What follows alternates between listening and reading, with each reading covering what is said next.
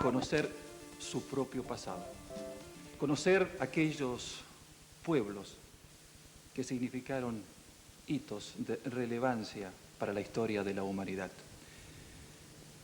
En América precolombina hubo tres grandes culturas, la de los mayas, los aztecas y los incas. Hoy nos vamos a aproximar a esta última.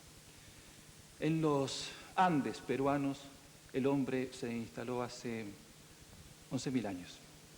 Vino de América del Norte, vino por mar. Y algunos antropólogos se encuentran rasgos semejantes a pueblos de México y también de Asia.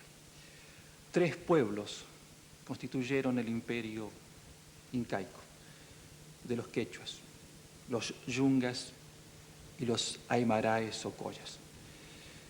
El imperio comenzó en el siglo X, se intensificó en su poderío en el 1300 y tuvo su máximo esplendor en el siglo XV.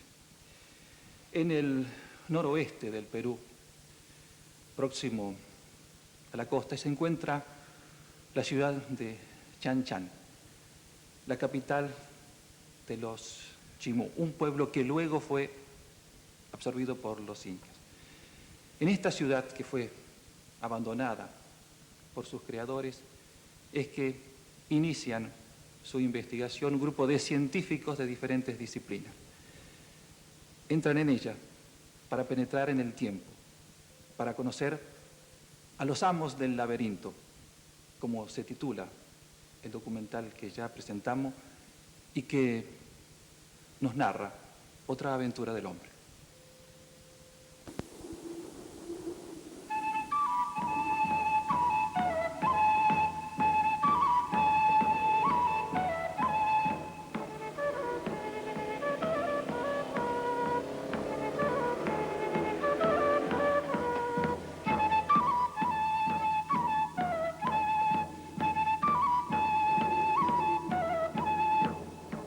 Esta costa desértica del Perú es una de las regiones más inhóspitas del mundo.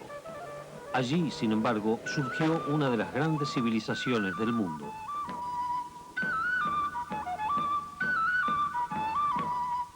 El clima seco preserva, las arenas del desierto protegen. Eso y la arqueología permiten tratar de responder a esta pregunta. ¿Quién construyó la ciudad de Chan Chan? Cuando los españoles arribaron, Chan Chan ya estaba desierta, pero había llegado a ser la ciudad más grande precolombina y hoy quedan 36 kilómetros cuadrados de sus ruinas. No se parece a ninguna otra ciudad del mundo. En vez de calles amplias, sus estrechos pasajes parecen impedir antes que estimular el desplazamiento. Los altos muros sugieren la protección de algún secreto. Los españoles la llamaban el laberinto. Misteriosas paredes de adobe que se elevan a más de 9 metros en medio del desierto. No fueron construidas como murallas, pues carecen de almenas. Su imponente austeridad contrasta con los delicados frisos que adornan gigantescas pirámides o túmulos famosos por los tesoros saqueados de su interior.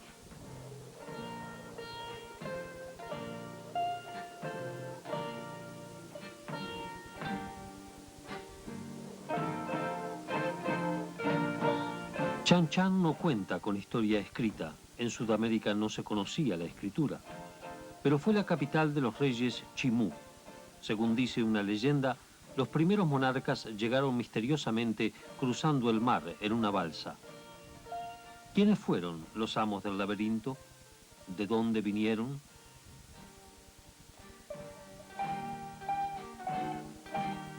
La cultura superior de las ciudades costeras del Perú ¿fue resultado de la invasión de otro continente? ¿O pudo haberse desarrollado progresivamente por propio mérito? El hombre llegó a Sudamérica poco después del término de la última edad del hielo. Descendió desde América del Norte hasta el Istmo de Panamá, cazando grandes animales prehistóricos. Hace 11.000 años terminaron estableciéndose a lo largo de los Andes. Lo que ocurre después de esa fecha se puede rastrear según las pruebas encontradas en el Perú.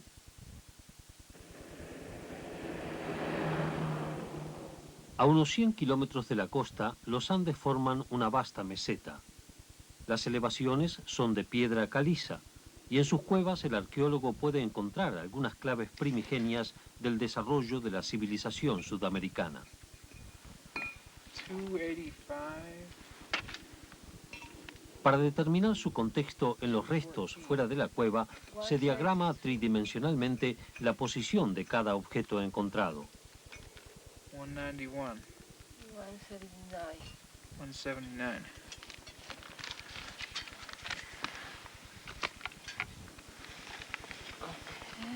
El análisis de estos datos permitirá saber más sobre el estilo de vida de los cazadores. Ya se ha comprobado en este sitio que la caza y la cría de animales como la alpaca, el guanaco y la llama continuaron hasta hace unos 1000 años, mucho después de haberse construido las ciudades costeras. Esto podría indicar que los constructores de ciudades pertenecían a una cultura foránea importada a través del Pacífico o del Atlántico. Pero si la ciudad de Chan Chan es obra de una cultura puramente peruana, deberían existir pruebas de una evolución, creando un puente cultural entre los cazadores y los moradores urbanos. Quienes opinan que se trata de una civilización importada destacan la presencia de alfarería encontrada en la costa cercana. ¿Quién podría ser este sino un árabe? Este se asemeja a un negro con tatuaje facial. ¿Y este rostro blanco de un hombre con larga barba y casco puntiagudo no será un vikingo? ¿Qué significan las gigantescas plataformas piramidales que dominan la costa peruana?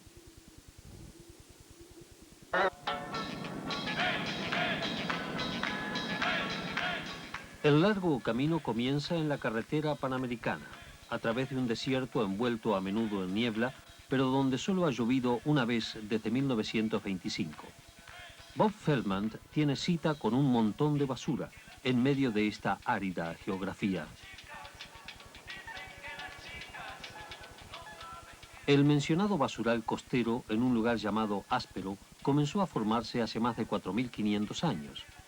Pertenecía a una colonia de pescadores. Sus residuos han quedado esparcidos en una superficie de 10 hectáreas. Las chozas han desaparecido hace mucho, pero los residuos se han acumulado en grandes colinas artificiales. Los pescadores construyeron sus viviendas encima de los desechos. Los hallazgos en Áspero cambiaron radicalmente las teorías tradicionales sobre los orígenes de la civilización andina.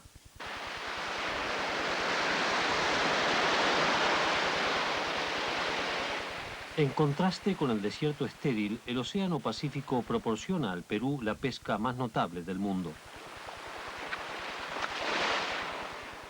Las canoas hechas de caña de totora han sido comparadas con las balsas egipcias de papiro, a pesar de que aquellas son relativamente recientes. En Áspero no contaban con embarcaciones, pero al evolucionar los métodos de pesca desde la costa, un número cada vez menor de pescadores pudo sustentar a una colonia cada vez más grande. Como cada generación fue construyendo sobre los residuos y las ruinas de las generaciones, los arqueólogos creían en la necesidad de la agricultura como elemento condicionante para el desarrollo de una sociedad. Estas estatuillas sin hornear tenían valor sagrado para una cultura que se alimentaba de pescado. Entre otros objetos hallados, se encontraron tallas de madera que estaban enterradas debajo del piso.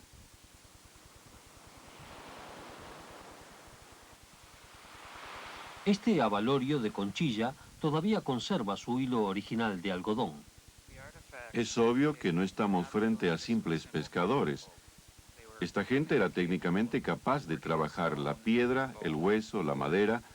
Poseía un sentido artístico altamente desarrollado, tanto en el terreno realista como en el simbólico y representativo. El tamaño de las estructuras que vemos aquí, los frisos, las paredes pintadas, los nichos rectangulares, todo eso se encuentra más tarde en los templos e indican la existencia de una estructura social un tanto evolucionada que organizaba y controlaba la erección de estos túmulos.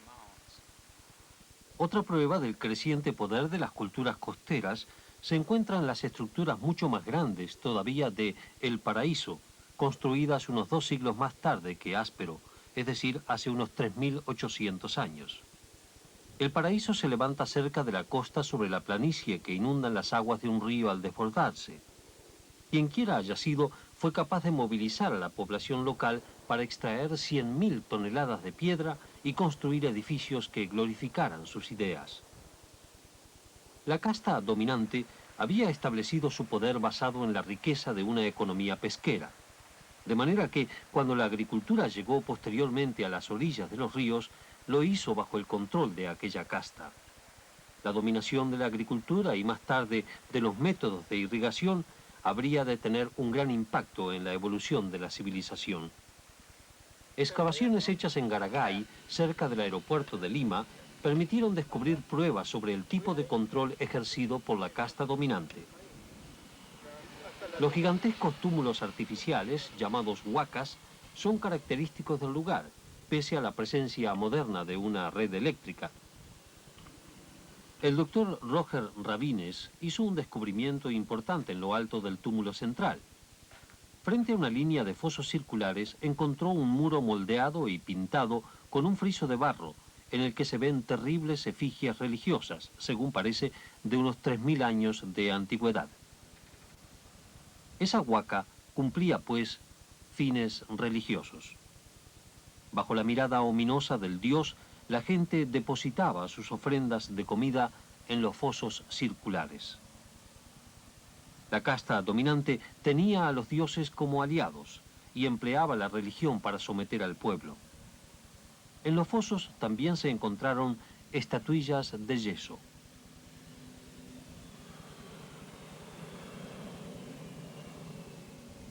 Esta miniatura de hace 3.000 años fue encontrada junto a un altar central. Indudablemente se trata de un sitio milenario de importante valor arqueológico, a pesar de la presencia de la tecnología moderna. De pronto, hace 2.800 años, mientras continuaban las ceremonias en Garagay, otro centro religioso comenzó a dominar las sierras de los Andes. A 3.000 metros de altura, más allá de dos cordilleras, se encuentra el sitio de Chavín de Huántar, un valle que forma la encrucijada de rutas comerciales entre la costa, la sierra y la selva amazónica. Allí se construyó un templo colosal, no de barro, sino de gigantescos bloques de piedra bellamente trabajados que forman colosales cámaras rectangulares flanqueadas por inmensos escalones. El lugar entero está interconectado por túneles que llevan a las cámaras y a los túmulos a no menos de 7 niveles distintos. El enorme complejo testimonia en su conjunto el poder de la casta gobernante capaz de ordenar la construcción de un sitio así. Ese poder se afirmaba en el miedo que la gente sentía de los dioses que habitaban en las profundidades del templo.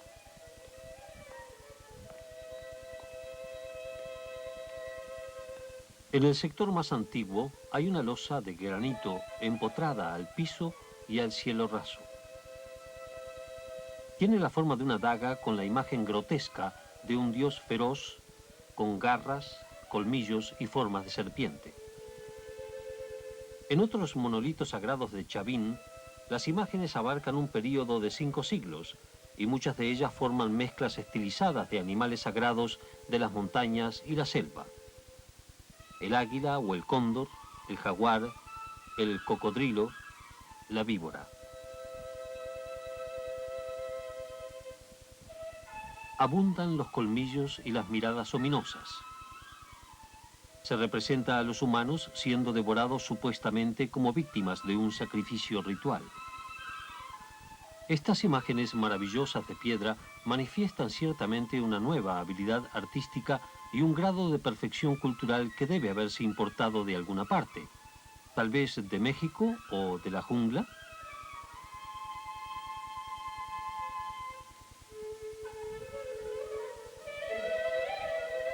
Se ha podido comprobar que la pequeña imagen que fuera hallada en Garagay es sorprendentemente similar y tiene 500 años más de antigüedad.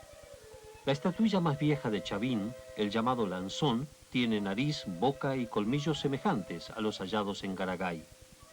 En Chavín, esta cámara circular está rodeada por un túmulo en forma de U. En Garagay, Miriam Salazar habla de un descubrimiento. Esta es una estructura circular de piedra. Y aquí continúa este muro para llegar a esta trinchera de prueba que se hizo para ver si este muro era antiguo o moderno. La conclusión a la que se ha llegado es de que este muro es antiguo. Es un estilo típico chaví. El culto de esta deidad parece haberse originado en la costa del Perú hace unos 3000 años, extendiéndose hasta Chavín 200 años más tarde y adoptando influencias de la jungla hasta convertirse en la primera gran civilización del Perú. Luego el imperio Chavín cae. En el valle de Casma se encuentran las ruinas de Cerro Sechín. Detrás de una montaña árida se levanta un templo decorado con piedras esculpidas sin par en toda América del Sur. En sus muros exteriores se ha representado escultóricamente el horrendo espectáculo de una victoria. Podemos ver las cabezas decapitadas de los vencidos entre los guerreros triunfantes que marchan hacia una escalera central.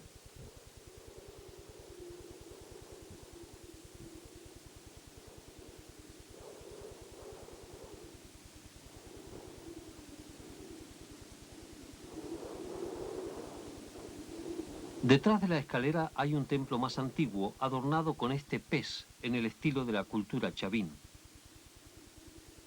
En la mitad del templo más antiguo hay un fresco al estilo chavín también, donde se ven garras que protegen un recinto circular.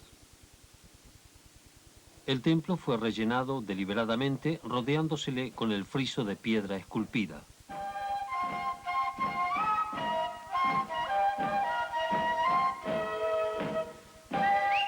Las víctimas son los habitantes de Chavín, conquistados por sus vencedores.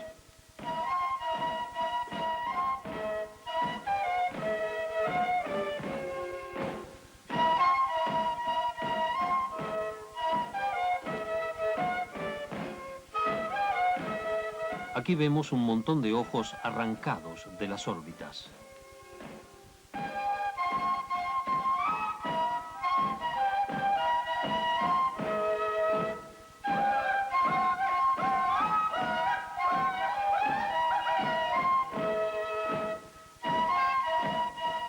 Y más cabezas decapitadas como trofeos de guerra.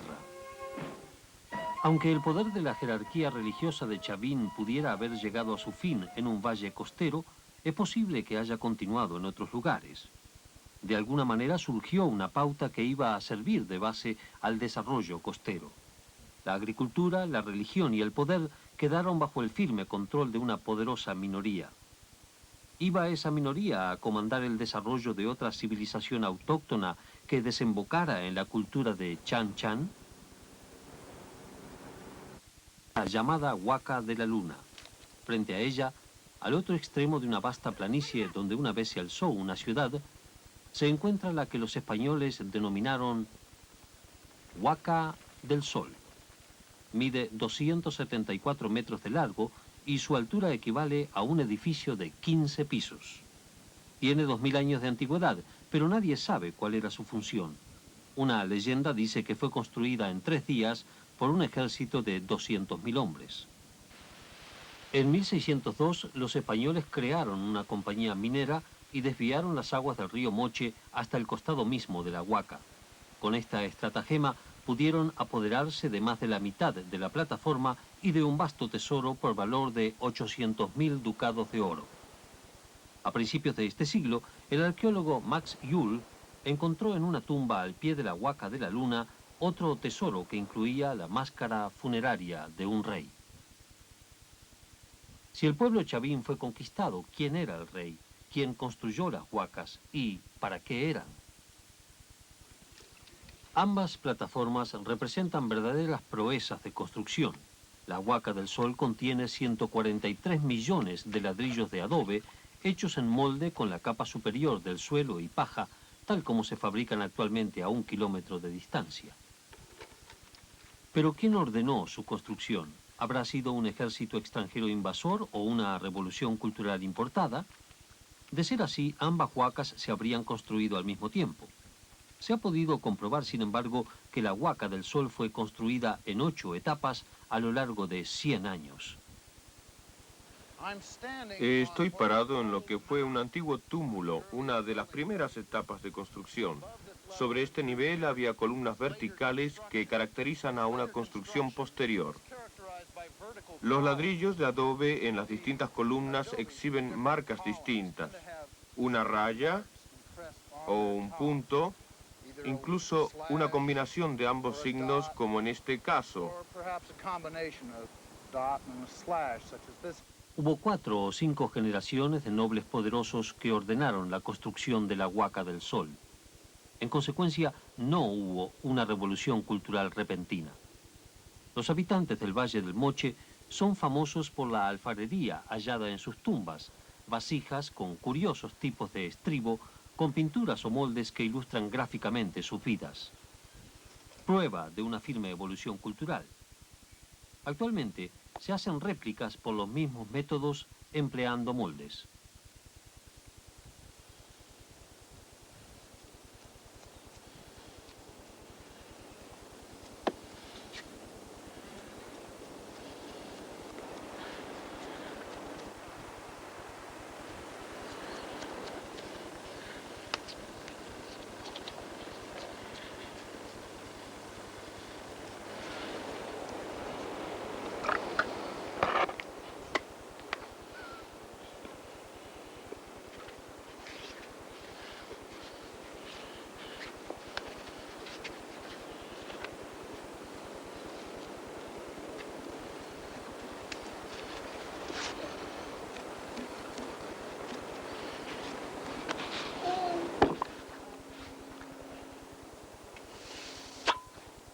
El signo clásico del arte imperial moche es la pupila circular pintada. Así se infunde vida a un fantasma de los remotos antecesores del propio alfarero.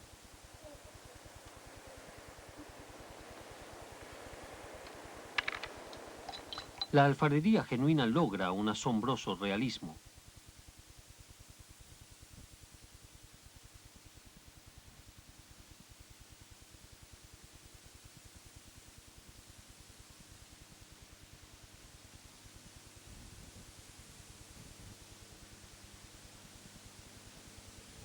Las vasijas funerarias perpetúan tridimensionalmente incidentes de la vida cotidiana. El nacimiento de un niño hace casi 2000 años, un soldado descansando, una rata que roe una mazorca, un cazador con cerbatana y escudo que acecha a un puma.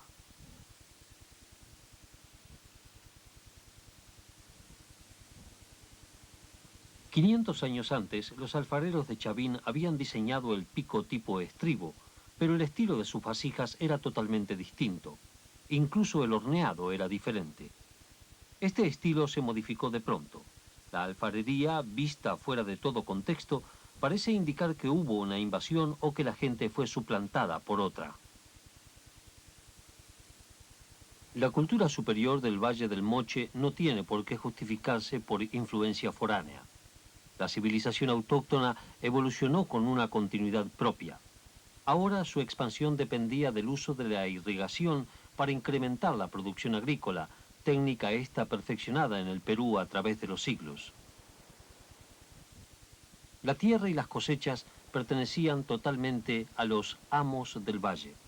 A esa altura, el cultivo alimenticio más importante era el maíz. La casta dominante se aseguró de que fuera la manifestación sagrada de su dios Ay-Apec. Su imagen es familiar. Durante el día, Ay-Apec atravesaba el cielo cabalgando una ave gigantesca. Por la noche, el dios libraba batalla contra monstruos del mar.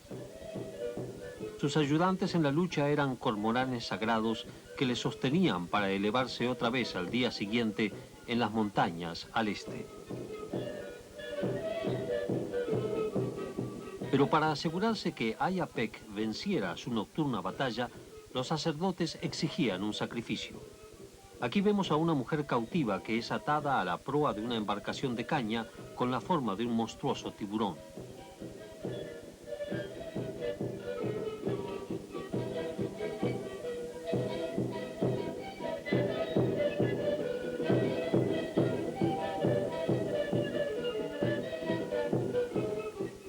Pero el poder terrenal es transitorio.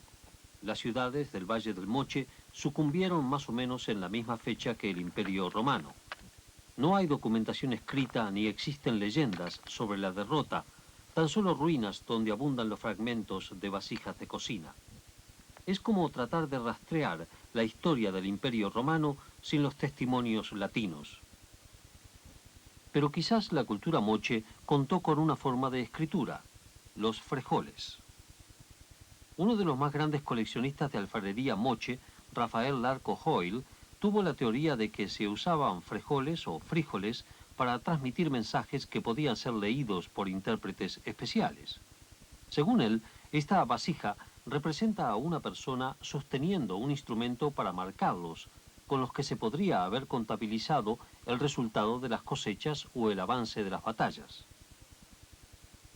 Otras vasijas exhiben figuras con bolsas en sus manos portando máscaras ceremoniales de halcones o jaguares. Corren a través de la campiña como si estuvieran urgidos por algo.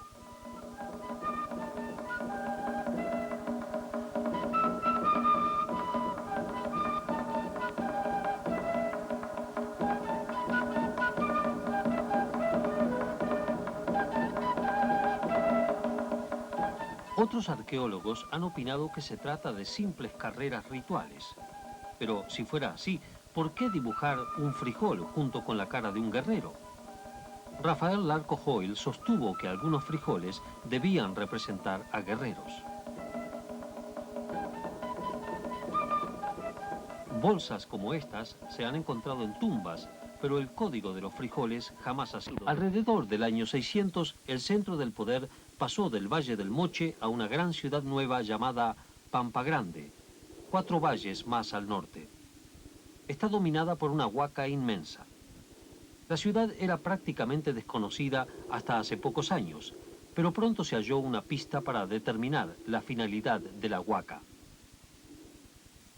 Estas conchas son importadas del Ecuador.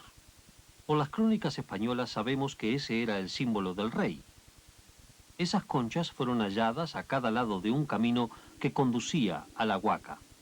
El monarca anónimo debe haberlo recorrido ¿hacia qué otro lado sino hacia su palacio?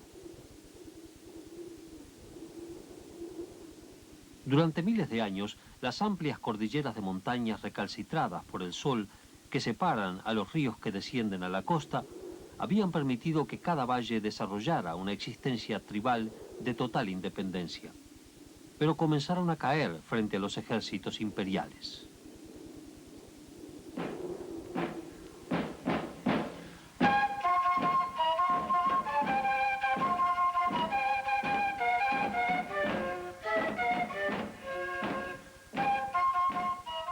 La alfarería conmemora esas victorias. Los prisioneros, desnudos, son llevados al sacrificio o convertidos en esclavos.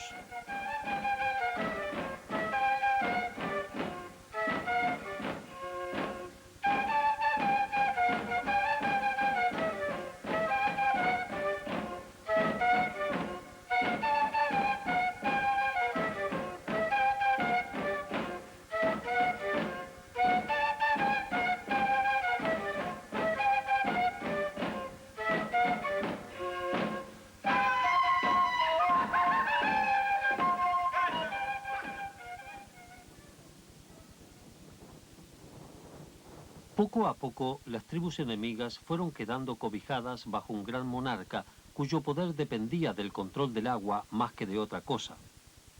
Al llegar el siglo XII, esta gente domina el arte de construir canales, irrigando un área mucho más grande que la que se cultiva actualmente. Los canales fueron construidos por cuadrillas de aldeanos a las que se les asignaban sectores de la obra, igual que al construir las huacas. El río Moche solo permite una irrigación limitada, pero para expandir sus cosechas se tuvo la brillante idea de construir un canal de más de 80 kilómetros de extensión.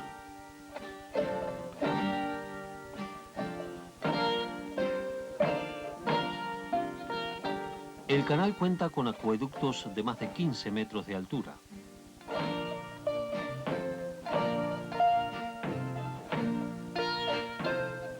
La variación en el ángulo a lo largo de cada 1.600 metros es de unos 30 centímetros. El canal devolvió agua y poder al Valle del Moche y al desvanecerse el dominio de Pampa Grande dio lugar a la nueva ciudad capital de Chan Chan. Quizás el primer legendario rey Chimú arribó a bordo de su balsa desde un valle costa arriba. No podemos descontar la posibilidad de influencias culturales, pero nada se dice de invasiones procedentes de otros continentes. Hay sí una obvia progresión cultural que va de la aldea pesquera a la ciudad, siendo Chan Chan un producto de origen peruano.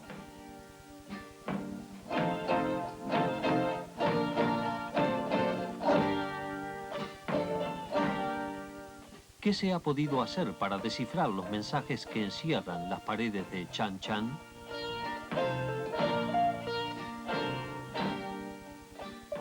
El imperio Chimú comenzó en el Valle del Moche en el siglo X y duró 450 años.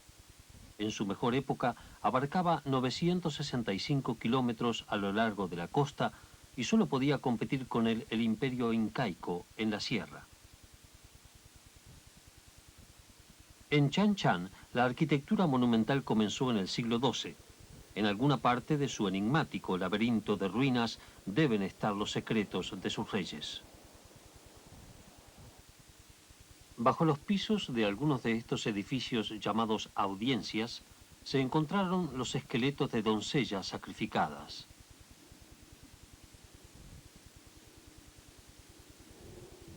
Lo que ocurría en las audiencias debió ser importante. ¿Eran acaso oficinas de cierta burocracia poderosa que controlaba los bienes del Estado?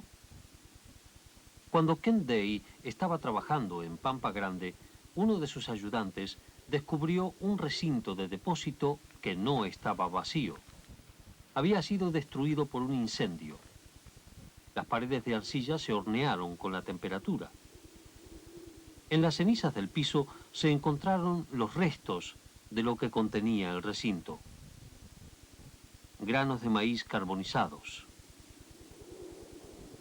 El tamaño y la disposición del edificio indican que debe haber sido un granero perteneciente al Estado. El rey que ordenó la construcción de esta gran huaca probablemente pagó a los aldeanos obreros no con dinero, sino con el alimento que ellos mismos habían cultivado. Ese producto pertenecía al rey y solo era entregado a cambio de mano de obra. La gente común ganaba su pan diario y llenaba sus cántaros con el sudor de su frente. Así, las grandes paredes de Chan Chan contienen la mano de obra tributaria de miles y miles de personas. La cuota asignada a cada aldea todavía puede verse en algunos lugares marcada por una estaca en las derrumbadas paredes.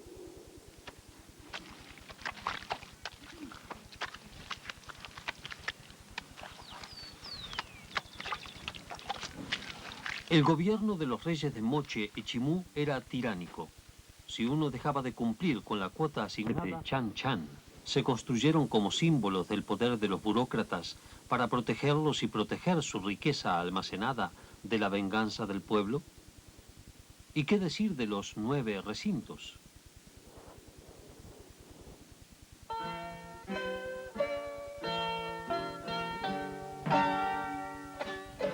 En su interior, la vida era muy diferente. Todas las riquezas del imperio venían a parar a Chan Chan. Los saqueadores saben que allí abundaba el oro.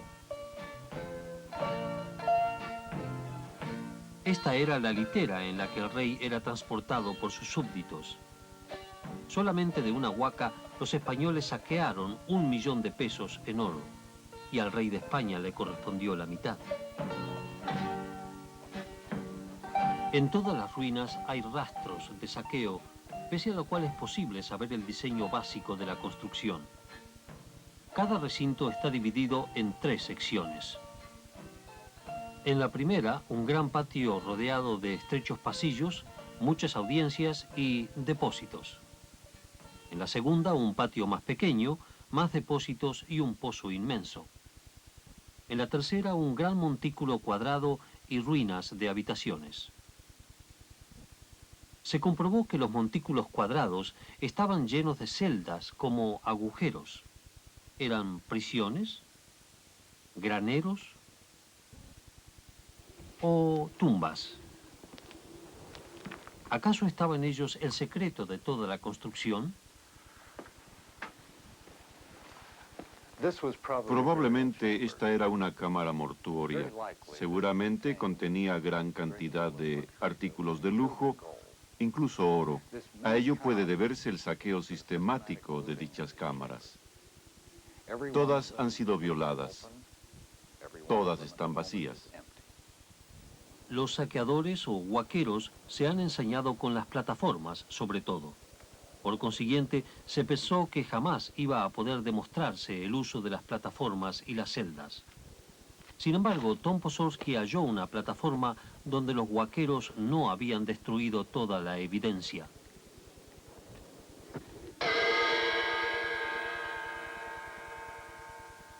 La debilidad fatal de los tiranos de Chan Chan fue su dependencia de la irrigación. Gigantescos embalses de agua que se mantenían artificialmente altos mediante canales de irrigación. Cuando los ejércitos incaicos atacaron, estos se convirtieron en el talón de Aquiles.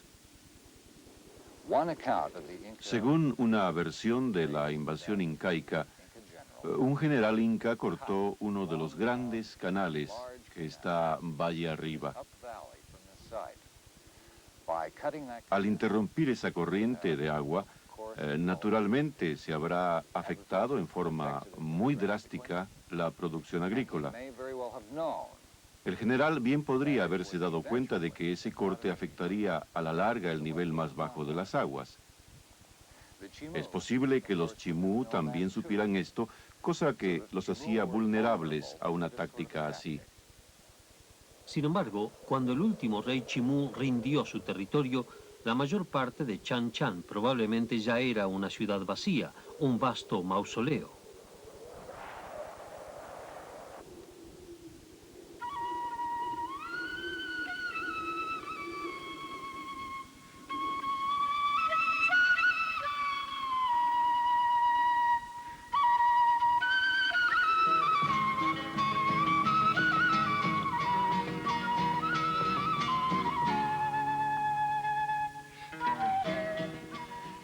Por la cantidad de ruinas que hay y el volumen de material preservado, este es un sitio fascinante de estudio.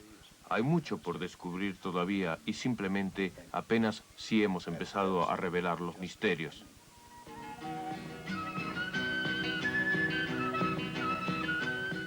Chan Chan y los otros asentamientos humanos son, sin lugar a duda, apasionantes sitios de estudios para estos científicos, que en base a lo que van encontrando en sus excavaciones y en aquellos otros elementos que aún perduran, es decir, que siguen utilizando los descendientes de aquellos hombres primitivos, como la elaboración del ladrillo que vimos en el film que terminamos de proyectar, es que van tomando elementos para detectar cómo era la vida de aquellos hombres primitivos de América. Una arquitectura monumental, una impresionante red caminera, largos acueductos y una fabulosa organización política, social, determinan el grado de desarrollo de ese pueblo que tuvo que sucumbir ante los más poderosos. Los chimú, como los mochicas fueron, y otros tantos más, fueron vencidos por los incas. Y ellos tuvieron que resignar su poderío ante el conquistador español que terminó con estas culturas primitivas de América. A partir de ese entonces, otra fue la historia de esos pueblos.